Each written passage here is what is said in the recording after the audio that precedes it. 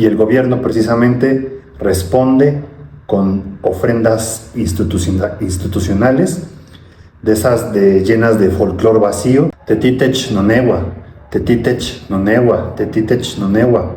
Y cuacnitoa intlaaka tlatuania noso aka mahuistililoni, nignotlatlautilia intla y pampa innignechpalewis, au san yeik kualani, san itlahuelpan nohuetzi, asos axoye ompa nonechawa yuhkin ma tetitech nonewa no onhuiteki. El adagio es precisamente me doy en la piedra, tetitech nonewa. Dícese, cuando suplico a un gobernante, a una persona distinguida, que me ayude con alguna cosa, y con ello solo se enoja más, incluso incurro en su disgusto, tal vez hasta ahí mismo me regaña. Es como si me paro frente a una piedra y contra ella me azoto. Este adagio, me doy en la piedra, tetitech nonewa, así se decía en náhuatl cuando alguien acudía al poder con humildad, con súplica, pero solo recibía un tipo de desprecio.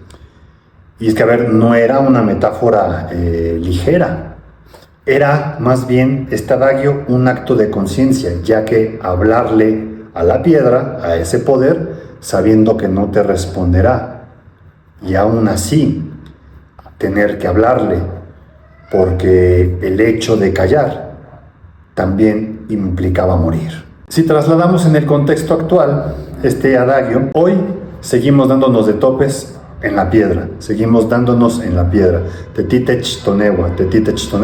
Cuando el mestizo consciente, ¿verdad? Un mestizo consciente suplica justicia histórica y el gobierno precisamente responde con ofrendas institucionales, de esas llenas de folclor vacío. Cuando se exige dignidad lingüística y el Estado solo responde con una playera que diga Mexica Tiahui, Ometeot, Ajo. Seguimos dándonos en la piedra cuando el náhuatl se enseña en cursos como si fuera un souvenir turístico, pero sin la historia que lo hizo sobrevivir a la conquista. Nos damos en la piedra cuando pedimos a estos mexicas urbanos, a este folclor nacionalista, a este folclor vacío, que dejen de jugar a ser lo que en verdad no entienden aún.